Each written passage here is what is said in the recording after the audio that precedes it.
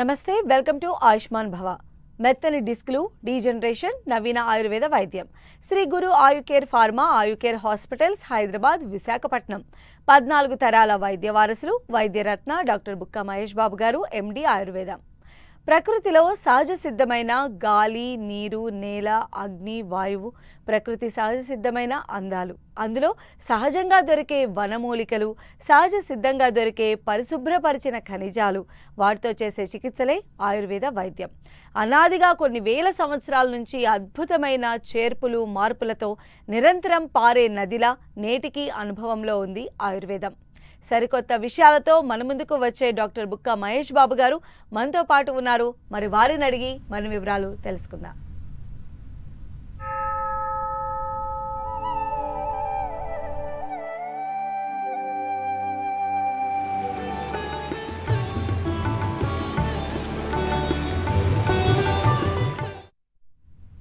నమస్కారం మహేష్ బాబు. నమస్తే. సో ఈరోజు గురు ఆయుర్వేద 2.0 ద్వారా చాలా వివరాలు మాకు తెలియచేస్తూ ఉన్నారు. ఆయుర్వేద వైద్యం విశిష్టతను వివరిస్తూ ఉన్నారు కదా.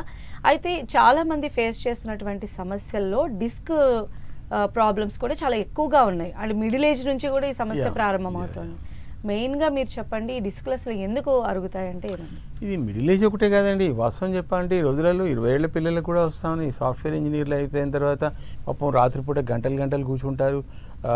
చైర్లు సరిగ్గా ఉంటాయో ఉండవో, ఎక్కువ పని గంటలు పనిచేయడమో, లేకపోతే ఇతరత్ర కారణాలు, సుదూర ప్రాంతాలకు ట్రావెల్ చేయడమో, బైక్ల పైన నడపడము, ఇవన్నీ ఇతరత్ర కారణాలు. ఇవన్నిటి వల్ల ఏమవుతున్నాయంటే నడుములో ఉండేటటువంటి మజిల్స్, అంటే ఏవైతే మనకు ఒక స్థిరత్వాన్ని ఇచ్చేటటువంటి మజిల్స్ ఉన్నాయో, ఏవైతే మనకు నిట్ట నిలువుగా కూర్చొనేయడానికి సహకరించేటటువంటి మజిల్స్ ఏవవుతున్నాయో అవికి రక్త ప్రసరణ తగ్గడం, అవి అలసిపోవడం, అలసిపోయినా మనము నిరంతరం పనిచేస్తూ ఉండడం, ఇతరత్ర కారణాల వల్ల ఆ మజిల్స్లో ఉండేటటువంటి ఎలాసిటీ తగ్గడం. సో వాటి వల్ల వెన్నెముకల్లో ఉండేటటువంటి గ్యాప్ తగ్గిపోయిన తర్వాత అందులో ఉండేటటువంటి డిస్కులు నిరసించిపోవడం లాంటివి జరుగుతాయి. ఇది నిరంతరం, అంటే సాధారణంగా మనం అలసిపోతే రాత్రి పడుకుంటే ఇది మళ్ళీ నీటిని పీల్చుకుంటే డిస్కులన్నీ మళ్ళీ నార్మల్గా వచ్చేస్తాయి. కానీ ఇక్కడ ఏం జరుగుతుంది అంటే నిరంతరం వాటిని ఇరిటేట్ చేయడం వల్ల, నిరంతరం వాటిపైన ప్రెషర్ ఉండడం వల్ల ఆ నీటి శాతం అనేది గణనీయంగా తగ్గి ఆ డిస్కులు కాస్త నీరసించిపోయి అవి ఇడ్లీలా ఉండే చపాతీలాగా అయిపోయాయి. అవి అయిపోయి సాగిపోయినవి నీలుకుపోయినటువంటి రొట్టె ముక్కల్లాగా వెళ్ళి అక్కడ ఉండేటటువంటి వెన్నుపాము పై పొరలపైన ఉండేటటువంటి పై పొరలపైన ఒత్తిడిని కలుగజేస్తూ ఉన్నాయి. అక్కడి నుంచి విడుదలయ్యేటటువంటి నరాలపైన ఒత్తిడిని కలుగజేసినప్పుడు మనం నొప్పిని గ్రహిస్తూ ఉన్నాం. సో ఇది ప్రధానంగా మనం ఏమనుకుంటాము అంటే నడుము నొప్పి వచ్చింది, నొప్పి తగ్గితే రోగం తగ్గిందని మనం అనుకుంటాం. నొప్పి రావడానికి అనేక కారణాలు ఉన్నాయి. అది ఆయుర్వేదం చెప్పేటటువంటి అంశాలు అన్నట్లు. అంటే నొప్పి రావడానికి అనేక కారణాలు ఉన్నాయి. ఆ వాటిని మనం అర్థం చేసుకోవాలి. అర్థం చేసుకొని చికిత్స చేసుకోవాలి. అది మర్చిపోయేసి నొప్పి తగ్గితే రోగం తగ్గిందిలే, జ్వరం తగ్గితే జ్వరం తగ్గినట్ట. మలేరియా జ్వరం ఉంది, ఉత్త జ్వరం తగ్గితే మలేరియా తగ్గినట్ట. టైఫాయిడ్ జ్వరం ఉంది, జ్వరం అని ప్రతి దాంట్లో ట్యాగ్ లైన్ వస్తుంది. టైఫాయిడ్ జ్వరం ఉంది, జ్వరం తగ్గితే టైఫాయిడ్ తగ్గినట్ట. చికెన్ గున్యా ఉంది, జ్వరం తగ్గితే చికెన్ గున్యా తగ్గినట్ట. కోవిడ్ ఉంది, కోవిడ్ జ్వరం తగ్గితే చికెన్ గున్యా తగ్గినట్ట. సో ఇది మనం అర్థం చేసుకోవాల్సిన ఆస్కారం ఉంది. మనం ఎందుకు డాక్టర్ దగ్గరికి వెళ్ళాలి? వెళ్ళే వాళ్ళందరూ పిచ్చివాళ్ళ, వాళ్ళు ఎందుకు వెళ్తారు? అంతా మనకే తెలుసు అన్నట్టుగా అనుకుని ఆ మొక్క మూలికి చెప్పండి మహేశ్వర్ గారు, నేను మందులు తెచ్చేసుకుంటా, వాడేసుకుంటా, అట్లా కుదరదు కదా. సో అట్లా కుదిరితే ఎవరికి వాళ్ళు వైద్యాలు చేసేసుకునే పరిస్థితిలోకి వెళ్ళిపోతే ఇంత టెక్నాలజీ ఎందుకు, ఇన్ని టెస్టులు ఎందుకు, ఇంత కథ ఎందుకు? మనం ఏంటంటే ఒక పెద్ద కన్వర్ట్ చేసాము, ఏంటంటే నేను టెస్టులు చేయించుకున్నాము, అంత బాగుంది, ఎవ్రీథింగ్ ఈజ్ ఫైన్, సో కాబట్టి నేను ఏమన్నా చేయొచ్చు. ఎక్కడి దాకా చేయొచ్చు? ఏదో ఒకటి తేడా వచ్చేందో చేసుకోవచ్చు. తేడా అమ్మా డాక్టర్ గారు తేడా వచ్చేసింది అంతే తప్ప జీవన శైలిని ఎట్లా మనం అదుపులో పెట్టుకోవాలి, మనం ఏ రకంగా ఉండాలి అనేది చెప్పేదే ఆయుర్వేద వైద్యులు అన్నట్లు. సో కాబట్టి ముఖ్యంగా ఈ డీజనరేటెడ్ డిస్కులు అనేటటువంటివి పిన్న వయస్కుల వాళ్ళల్లో కూడా వస్తున్నాయి. కాబట్టి ఇట్లాంటివి కొంచెం ఉన్నప్పుడే వ్యాధి నిర్ధారణ చేసుకొని చూసుకున్నట్లయితే తొందరగా నడుము నొప్పిని తగ్గించుకోవడం ఆస్కారం ఉంది. అయితే మీరు చెప్పిన లక్షణాలు కనిపిస్తాయంటారా? ఈ డిస్క్ ప్రాబ్లం వల్ల ఇంకా ఇతర లక్షణాలు ఏమైనా ఉంటాయంట? ఇప్పుడు ఒక్కొక్క దానికి ఒక్కొక్క లక్షణం ఉంటుందండి. ఇప్పుడు ఎలా అంటే ఇప్పుడు వెన్నెముకలో లోపల ఉండేటటువంటి బాడీ ఆఫ్ ది వర్టిబ్రా అవి అరుగుతే ఒక రకమైన లక్షణాలు కనిపిస్తాయి. డిస్కులు డీజనరేట్ అవుతే ఒక రకమైన లక్షణాలు ఉంటాయి. సయాటికా నర్వ్ పైన డీప్ సీటెడ్ పెయిన్ కనుక కలగజేసినట్లయితే అదొక రకమైన నొప్పి ఉంటుంది. డిస్కులు బాగా విపరీతంగా వెళ్ళి వెన్నుపాం పైన ఒత్తిడిని కలగజేస్తే కెనాల్ స్టెనోసిస్ అంటారు. తర్వాత ఎముకల యొక్క వెనుక భాగాల్లో ఒకసారి ఫ్రాక్చర్స్ ఉంటాయి, ఇంట్రాఆర్టికులరిస్ ఫ్రాక్చర్ అంటారు. తర్వాత కార్డ్ కంప్రెషన్ అంటారు, సర్వైకల్ లంబార్ ఏరియాలో ఒకసారి యాక్సిడెంట్ అయినప్పుడు అవుతుంది. సో ఇట్లా అనేకమైనటువంటి సమస్యలతో ఉంటుంది అన్నట్లు. కాబట్టి అది మనం ఎంఆర్ఐ తీయించుకోవాలి, ఎక్స్రే తీయించుకోవాలి, ఇంకా ఏమైనా కనెక్టివ్ టిష్యూ డిజార్డర్స్ లాంటివి ఏమైనా ఉన్నాయా వాటిని కూడా అండర్లైన్ ఫ్యాక్టర్స్ని చూసుకోవాలి. ఇట్లాంటివన్నీ చూసుకొని నిర్ధారణకు వచ్చినప్పుడే మనము స్పష్టంగా ఇది దీనివల్ల వచ్చిందని చెప్పగలం. కాబట్టి ఇన్ జనరల్గా అది డీజనరేటివ్ డిస్క్ డిసీజ్ కానివ్వండి, ఆస్టియోపోరోసిస్ కానివ్వండి, ఆస్టియోపీనియా కానివ్వండి, కెనాల్ స్టెనోసిస్ కానీ ఏ ఉన్నా కానీ సివియర్ బ్యాక్ ఏక్ వస్తుంది, కాళ్ళల్లో తిమ్మిర్లు వస్తాయి, బలహీనంగా నడుస్తాము, నడక ఇబ్బందికరంగా ఉంటుంది. ఈ లక్షణాలు మనకు మైల్డ్గా కనిపిస్తాయి. అయితే ఈ ప్రాబ్లంతో సఫర్ అవుతున్నా కూడా ఒక కన్జర్వేటివ్ మైండ్ సెట్లోకి ప్రజలు వెళ్ళిపోయారు. దాన్ని బేస్ చేసుకునే ట్రీట్మెంట్స్ని ఫాలో అవుతూ ఉన్నారు కదా. యాజ్ ఎ ఆయుర్వేద డాక్టర్గా మీరు ఏం చెప్తారు సార్? ఈ పరిణామాన్ని ఎలా అర్థం చేసుకోవాలంటే ఇప్పుడు ఏంటంటే ఒకప్పుడు మనం 90 నుంచి 2000 దాకా నా ప్రాక్టీస్ తీసుకుంటే అసలు అప్పట్లో ఆయుర్వేదం డాక్టర్ ఎందుకు అసలు ఏమిటి వీడి అవసరం ఏముంది అన్నట్టుగా చూసేవాళ్ళు. ఫస్ట్ టైం నేను ఇండియన్ ఎక్స్ప్రెస్కు కాలమ్స్ రాసాను, ది కేస్ స్టడీ అని నడుము నొప్పి గురించి ఫస్ట్ రాశాను. సుభద్రాస్ కేస్ స్టడీ అని రాశాను. 2 సార్లు ఆపరేషన్ చేసుకున్నామే, 3వసారి ఆపరేషన్ చేసుకోలేక బెడ్ మీద పడుకున్న ఆవిడ how she became all right even though she suffering with what you call cardiac problem. ఇట్లా మనం వైద్యం చేసి ఐ మేడ్ హర్ హ్యాపీ, సంతోషకరమైన జీవితాన్ని ఎలా ఇవ్వగలిగాను అనేది 1 సంవత్సరం స్టడీ చేసి ఇండియన్ ఎక్స్ప్రెస్ ఇస్తే హెల్ప్ ఫర్ లో బ్యాక్ ఏక్ అని వాళ్ళు ఒక స్టోరీ రాశారు. నాకు దేశవ్యాప్తంగా ఫస్ట్ టైం అవేర్నెస్ వచ్చింది అసలు యాక్చువల్లీ. సో అలాగా నేను ఆయుర్వేదాను సైంటిఫిక్ పారామీటర్లో చెప్పడం మొదలెట్టాను. 2000 నుంచి 2010 దాకా ఇంకొక 10 సంవత్సరాలు చూశాను. అప్పుడు ఏంటి, ఒక ప్రముఖ దినపత్రికలోనే ఇంక పేరు చెప్తే వాళ్ళను అల్లరి పెట్టడం నాకు ఇష్టం లేదు. కానీ అసలు ఎందుకే ఆయుర్వేదం అవసరం, ఆవిడ పెద్ద ఆవిడ మార్క్సిస్ట్ మేధావులకి ఎంత తెలివితేటలు ఉన్నాయి చూడండి. ఎందుకు ఆయుర్వేద వైద్యం ఏం అవసరం ఉంది, నువ్వు రాసుకొని రా, అప్పుడే నీకు నేను పేపర్లో రాయడానికి అవకాశం ఇస్తాను. నేను 16 పేజీలు రాసుకున్నాను, what is the need and necessity for an Ayurveda doctor in this present world అని. నేను చాలా ఒక రకం కష్టాలు ఏం లేదు అసలు. యాక్చువల్లీ చెప్పాలంటే బాలనాగమ్మ సినిమాలో చిన్నపిల్లలకు కష్టాలు ఎలా పెడతారో అట్లా పెట్టారు మన సమాజం కానీ అది కానీ. సో అదే దినపత్రికలో నా కాలం చూసి ప్రతి గురువారం సూపర్ డూపర్ సేల్ అవుట్ అయిపోయేది, పత్రికనే సేల్ అవుట్ అయిపోయేది. అంత బాగా రాసేవాడిని, మంచి రైటర్ నేను. రాస్తే ఒక మంచి నవలలు రాసేంత తెలివితేటలు ఉన్నాయి. అంటే జనాలు ఏంటంటే ఆయుర్వేద డాక్టర్ అంటారు కాబట్టి ఆయుర్వేదం డాక్టర్, ఆయుర్వేదం గోళీలు వేసే డాక్టర్ అంతే, వాళ్ళు అట్లా అనుకుంటారు అంతే. కానీ మాకు చాలా స్కిల్స్ ఉన్నాయి. నేను ఒకసారి కీళ్ళ నొప్పుల కథ ఏంటి అని ఒక ప్రముఖ దినపత్రిక రాశాను. ఒక సినిమా షూటింగ్ చేసేటటువంటి మోకాల నొప్పుల యొక్క కెమెరామెన్ ఎట్లా తగ్గింది అని రాశాను. అసలు ఫస్ట్ పేపర్ పట్టుకొని వచ్చింది ఎవరో తెలుసా, DHMO medical director, allopathic doctor, ortho doctor. ఆఫీస్కి వెళ్తూ పేపర్ చదివి మీ నమ్మ కడుపు మాట ఎవట్రా వీడు, అసలు వీడు ఆయుర్వేదం డాక్టర్ ఇంత ఉంటారా బాబు అని పేపర్ పట్టుకొని ఆఫీస్కు సెలవు పడేసుకొని నా దగ్గరికి వచ్చాడు. నా మోకాల నొప్పులు తగ్గిస్తావా? నన్ను అందరూ ముసలోడు అంటూ ఉన్నారు. My wife seems to be very beautiful. నేను అసలు ఎట్టినంటే కాకి మొక్కుకు దొండపండు కరెక్ట్ వాడు అంటున్నానో లేదు తెలియదు, కాకి మొక్కుకు దొండపండులా ఉన్నాను మహేశ్వర్ గారు. సో మీకు మీ మంచి అందగండ్లా తయారు చేయండి అన్నారు. సరే నేను అద్భుతంగా చేశాను అతన్ని. అంటే ఇట్లా రాసేవాడిని అప్పట్లో. ఆ రకంగా నెమ్మదిగా ప్రజల్లోకి ఆయుర్వేద వైద్యాన్ని రకరకాల కోణాల నుంచి పట్టుకుపోయాను. ఇది 2010 అయిపోయింది. 2014 ప్రాంతం నుంచి ఇంకా అసలు ఆయుర్వేదాన్ని ఆకాశానికి ఎత్తాను అసలు చెప్పాలంటే. ఇంకా సివిఆర్ హెల్త్, సివిఆర్ హోమ్లో అయితే ఎక్కడికి వెళ్ళిపోయింది. ఇంకా టీవీ 9లో అయితే నేను అసలు సుపరిచితం అసలు. సో నన్ను అందరూ చాలా కాస్ట్లీ డాక్టర్ అని అంటారు, కానీ నేను అంత కాస్ట్లీ ఏం కాదు అసలు. జనాలు అట్లా అనుకుంటారు అసలు, అంతే. మరి ఏం చేస్తాం, లాస్ట్ అవర్లో వస్తే రోగం తగ్గారంట. రోగం తగ్గడానికి మంచి మంచి ఆయుధాలు తీయాల్సి వస్తుంది కదా, చెప్పండి. సో కాబట్టి నేను చెప్పేది ఏమిటి అంటే, రోగాన్ని మొదలుపెట్టుకునే స్థాయిలో ఆయుర్వేదానికి వస్తే తగ్గుతుంది, కానీ ఖర్చు అవుతుంది. కానీ రోగం కొంచెం ఉన్నప్పుడే కనుక ఆయుర్వేద డాక్టర్ దగ్గరికి వెళ్తే అద్భుతంగా తగ్గించుకోవడానికి ఎన్నో రకాల ఉపాయ మార్గాలు ఉన్నాయి. కానీ 30 సంవత్సరాల సుదీర్ఘమైన అనుభవంతో నేను చెప్తుంటే ఇంత చెప్పినా చివరి దశలోనే పేషెంట్లు వస్తారు, కానీ ముందస్తుగా రానే రాదు. మళ్ళీ పాశుపతాస్త్రాలు, వారణాస్త్రాలు, ఆగ్నేయాస్త్రాలు తీయాల్సి వస్తుంది. ఏం చేస్తాను చెప్పండి. అయితే సార్, ఈ పర్టికులర్ ప్రాబ్లమ్కి సంబంధించి మీరు ఫేస్ చేసినటువంటి కేస్ స్టడీస్ ఉంటాయి కదా, వాటిని ఎక్స్ప్లెయిన్ చేస్తారా? ఆయుర్వేదంలో ఎలాంటి బెస్ట్ రిజల్ట్స్ ఉంటాయి అనే దానికి ఆ కేస్ స్టడీసే ఎగ్జాంపుల్స్ కదా.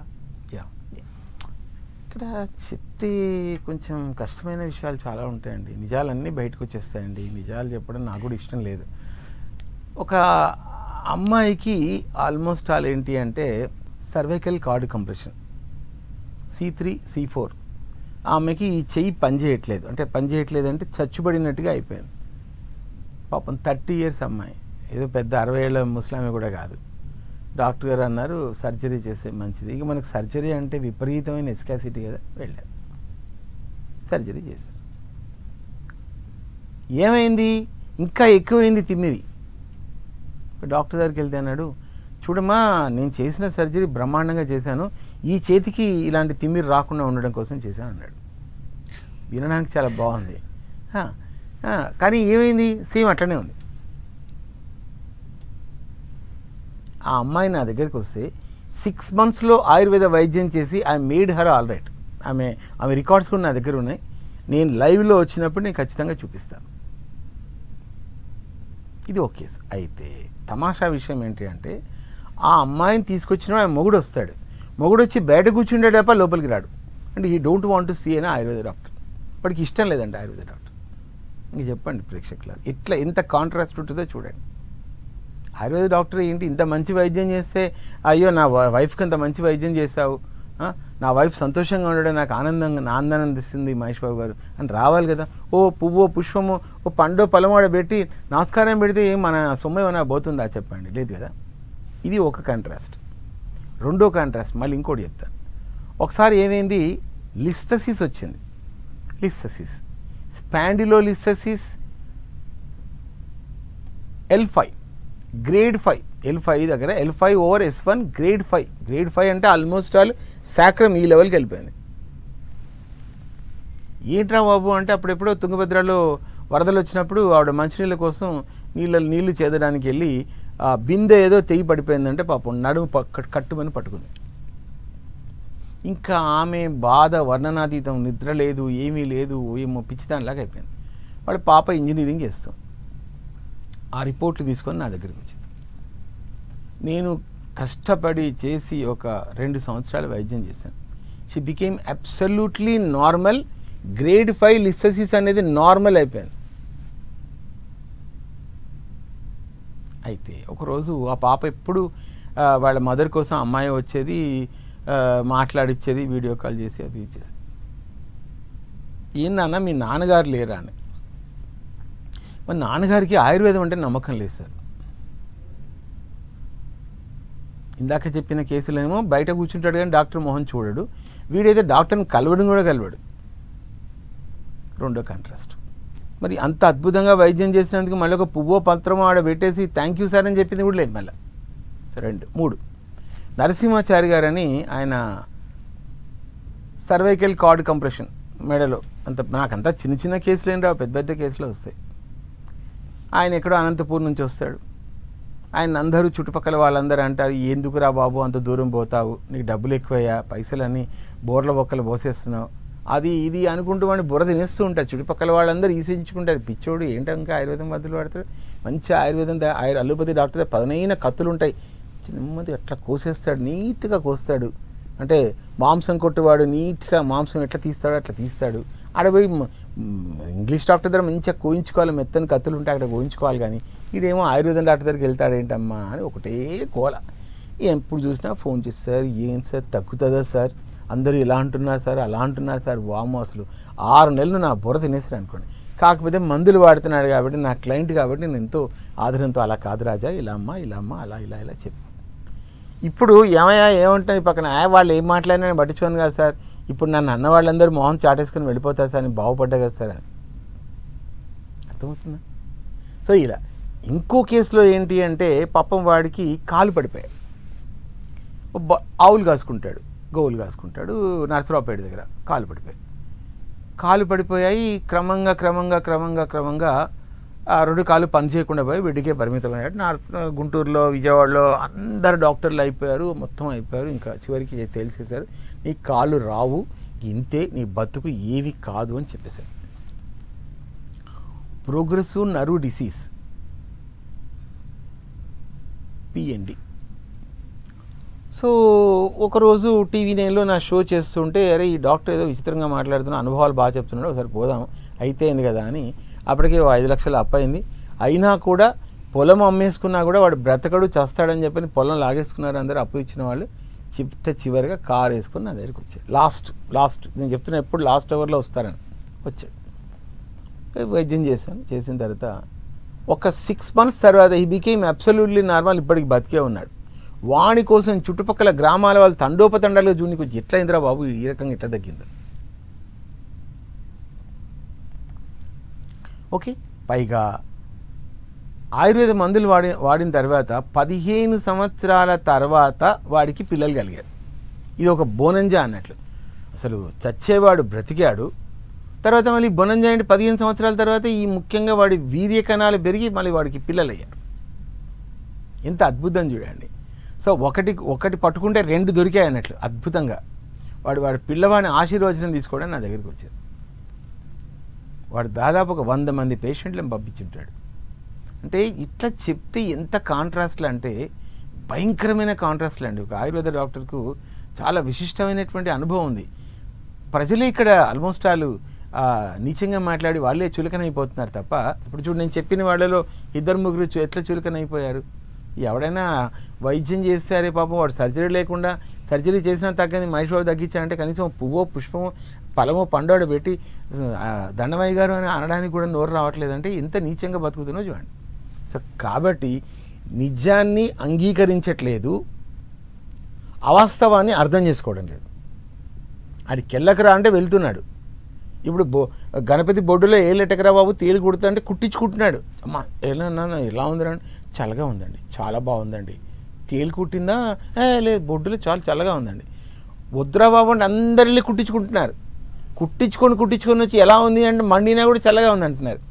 ఇంగ్లీష్ వైద్యాన్ని ఇప్పుడు ఈ మధ్య కోవిడ్ తర్వాతనే భయంకరంగా రిజెక్షన్ జరుగుతూ ఉందని ఇటీవల ఇంగ్లీష్ డాక్టర్లే ఒక వర్గం వ్యతిరేకించే ఒక స్ట్రాంగ్ ప్రొటెస్ట్ అనేది అక్కడ మొదలైంది.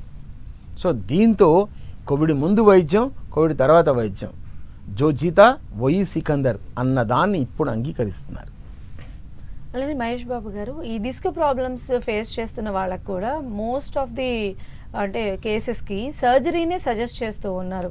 దీనిలో కూడా నిజంగా సర్జరీ మ్యాండేటరీనా? డిస్క్ ప్రాబ్లమ్స్ ఉన్న వాళ్ళకి ఆయుర్వేదంలో పరిష్కార మార్గమే లేదా? నేను 30 సంవత్సరాలు నా బ్రతుకు జీవితం అంతా, నా బ్రతుకు జట్కా బండి అంతా దీమింకెళ్ళని నడిచింది కదండి. అసలు యాక్చువల్లీ సర్జరీ లేకుండా సర్జరీ అవసరం అనేటటువంటి చాలా కేసెస్లలో అద్భుతంగా బ్రతుకున్నారు. 20 సంవత్సరాలు 30 సంవత్సరాలు నేను 1990లో వైద్యం చేసిన పేషెంట్ ఇప్పుడు బతికే ఉన్నారు. నేను 2000లో చేసిన వాళ్ళు బ్రతికే ఉన్నారు. 2010 తర్వాత వాళ్ళు బతికే ఉన్నారు. 2020 వాళ్ళు కూడా చాలామంది బతికే ఉన్నారు. సో సర్జరీ అనేటటువంటిది జారిన డిస్కును కట్ చేస్తారు, కానీ ఇక్కడ జారిపోయిన డిస్కును మళ్ళీ స్వస్థానంలోకి వచ్చేటట్టు చేస్తారు అంతే. కాబట్టి సర్జరీ అవసరం లేకుండా అద్భుతంగా తగ్గించుకునేటటువంటి ఉపాయ మార్గాలు ఆయుర్వేదంలో కోకొల్లలుగా ఉన్నాయి. అందులో మాత్రం గురు ఐ కేర్ పేరెన్నిక కలిగిన ఒక సంస్థ అండి. సో మా దగ్గర మాత్రం సర్జరీ అవసరం లేకుండా అద్భుతంగా తగ్గించేటటువంటి ఉపాయ మార్గాలు కోకొల్లలు ఉన్నాయి.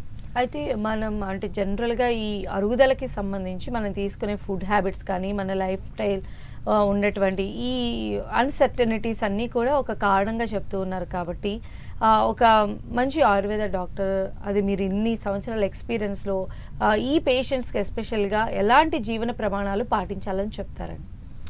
జీవన ప్రమాణాలు ఒకటేనండి. ఇప్పుడు ప్రధానంగా ఏంటి అంటే ఇటీవల కాలంలో విటమిన్ డి డెఫిషియన్సీ అని ప్రధానంగా కనిపిస్తుందండి. Then the first that has to be corrected. Road బాగుంటే వెహికల్స్ పోతాయండి. లేకపోతే రోడ్డు గతుకుల రోడ్డు ఉన్నట్టు ప్రయాణం అనేది సుగమంగా ఉండదు, మంచిగా ఉండదు. సో విటమిన్ డి డెఫిషియన్సీ అనేది పిన్నల్లో పెద్దల్లో కనిపిస్తుంది కాబట్టి పూర్వం రోజుల్లో ప్రధానంగా ఏంటి అంటే సన్లైట్కు ఎక్స్పోజ్ అయ్యే వాళ్ళము. ఈ రకమైన ఏసీ రూముల్లో ఉండేటటువంటి అలవాట్లు అనేటటువంటి ఇంత ముందు లేదు. ఆల్మోస్ట్ ఆల్ 1990 కన్నా ముందు ఇంత సివియర్గా లేదు. ఇప్పుడు మీరు గవర్నమెంట్ ఆఫీసులు చూసినా ఏసీతో నిండిపోయినాయి, ప్రైవేట్ ఆఫీసులు చూసినా అన్ని లగ్జరీ రూమ్స్ లాగా ఉంటున్నాయి. సో సన్లైట్కి ఎక్స్పోజ్ కాకపోవడం వల్ల విటమిన్ డి డెఫిషియన్సీ ఉంది. దానివల్ల కాల్షియం, ఫాస్ఫరస్ అబ్జర్వ్ అవ్వట్లేదు. మన తినే ఆహార పదార్థాల్లో ఇరిటబుల్ బౌల్ సిండ్రోమ్ ఉంది. తర్వాత తీసుకునే ఆహార పదార్థాలలో న్యూట్రియంట్స్ లోపం ఉంది. చాలా మందిలో చూస్తే బి కాంప్లెక్స్ డెఫిషియన్సీ ఉంది, విటమిన్ డి డెఫిషియన్సీ ఉంది. కాబట్టి డెఫిషియన్సీ లేకుండా చూసుకోవాల్సినటువంటి కరెక్షన్, ముఖ్యంగా ఫాస్ఫరస్, కాల్షియం అనేది సవ్యంగా ఉందా లేదా, విటమిన్ డి సవ్యంగా ఉందా లేదా చూసుకోవాలి. మినరల్ కంపోజిషన్ సరిగ్గా ఉందా లేదా అది కూడా చూసుకోవాలి. కాబట్టి కోవిడ్ తర్వాత జనాలు ఆహారం విషయంలో కేర్ తీసుకున్నారు, కానీ ఆ ఆహారంలో కూడా ప్రధానంగా ఏంటి అంటే న్యూట్రియంట్ విలువలు, జింకు కానీ, మెగ్నీషియం కానీ, ఇతరల సెలీనియం కానీ, మినరల్స్ కానీ ఇట్లాంటివన్నీ సమపాలలో ఉన్నాయా లేదా, నట్స్ కానీ, పళ్ళు కానీ ఇవన్నీ కూడా తీసుకోవాలి. ఇట్లాంటి కరెక్షన్స్ ప్రధానంగా ఏంటి అంటే ఒక న్యూట్రిషనల్ స్పెషలిస్ట్ దగ్గరికి వెళ్ళేదానికన్నా ఒక ఆయుర్వేదం డాక్టర్ దగ్గరికి వచ్చినట్లయితే నీకు దొరికే ఆహార వస్తువులతోనే ఎట్లా ఏ రకమైనటువంటి సంపూర్ణమైనటువంటి న్యూట్రిషనల్ బ్యాలెన్స్ సంపాదించుకోగలం, బోన్ హెల్త్ ఎట్లా కాపాడుకోవడం చెప్పగలరు. కాబట్టి మంచి అనుభవం ఉన్న ఆయుర్వేద వైద్యం ఎంచుకొని వచ్చినట్లయితే అద్భుతంగా ఈ డీజనరేటెడ్ డిస్క్ను శుభ్రంగా తగ్గించుకోవచ్చు. మహేష్ బాబు గారు, అంటే చాలామంది ఈ సమస్యకి సంబంధించి సర్జరీ చేసుకున్నా వాళ్ళకి సెట్ అవ్వక ఇంకా సఫర్ అవుతూ ఉంటారు దీనికి సంబంధించి. అంటే మీ దగ్గరకు వచ్చే కేసెస్ అన్నీ కూడా లాస్ట్ మినిట్ కేసెస్, బట్ అందులో మీరు వండర్స్ క్రియేట్ చేస్తూ ఉన్నారు. ఒకవేళ సర్జరీ చేసుకున్నటువంటి పేషెంట్ కనుక మీ దగ్గరికి ఇంకా ప్రాబ్లమ్ సెట్ కాలేదు డాక్టర్ గారు అని వస్తే ఎలాంటి పరిష్కార మార్గాలు ఉంటాయి? బ్రహ్మాండమైన పరిష్కార మార్గాలండి. సో చాలా కేసెస్ చెప్పొచ్చండి. అసలు సర్జరీ చేసుకున్నా కూడా ఒక కేసు ఇలాగే అతను స్పోర్ట్స్ అథారిటీలో పనిచేస్తాడు. అతను కబడ్డీ కోచ్కు హెల్ప్గా ఉంటాడు. అతనికి కళ్ళు తిరుగుతున్నాయి అంటే కార్డు కంప్రెషన్ మైల్డ్గా ఉందని ఆయనకు ఆపరేషన్ చేసేసారు. చేసిన తర్వాత కాళ్ళు పడిపోయాయి, పారాపెరిసిస్ వచ్చింది, నడక ఇబ్బందికరంగా మారింది. సో ఈ పరిస్థితులలో చూడండి, సో నా దగ్గరికి పాపం ఒక టీవీ నైన్లో షో చూసి వచ్చాడు ఆయన. వచ్చిన తర్వాత వైద్యం స్టార్ట్ చేసాం. ఇప్పటికి సంవత్సరం అయింది. దాదాపు 95% సక్సెస్ రేట్ అండి. ఉద్యోగం చేసుకుంటున్నాడు, మంచిగా ఉన్నాడు. మరి సర్జరీ చేసుకున్నా ఏం ప్రయోజనం వచ్చింది చెప్పండి? సర్జరీ చేసుకున్నా కూడా తగ్గని విషయంలో కూడా ఆయుర్వేద వైద్యం శుభ్రంగా పనిచేస్తుంది. సో ప్రజలు ఈ విషయం అర్థం చేసుకోవాలి. సో సరే, సర్జరీ ఎందుకు చేస్తున్నారో మనకు అర్థమే లేదు. సర్జరీ చేస్తే నొప్పి తగ్గుతుంది, నొప్పి మాయం, సర్జరీ దూరం, ఇట్లాంటి క్యాప్షన్లకు ఆకర్షితులు అవుతూ ఉన్నారు. ఇలాగ చెప్పాను కదా, ఒక ఇంజక్షన్ ఇస్తారు, ఈ మన అనస్థెసిస్ట్ లాంటి ఇచ్చేటటువంటి ఇంజక్షన్లు. అవి తీసుకుంటే పక్షవాతం వస్తుందని ఇంగ్లీష్ డాక్టర్లే చెప్తా ఉన్నారు. సో ఏంటి క్యాప్షన్ పెడతారు యాడ్ ఇచ్చినప్పుడు? సర్జరీ మాయం, నొప్పి మాయం, సర్జరీ దూరం, సర్జరీ లేకుండా నొప్పి మాయం, ఇట్లాంటి క్యాప్షన్లు పెట్టగా డుమ్ డుమ్ డుమ్ అని కూడా వెళ్ళిపోతాం.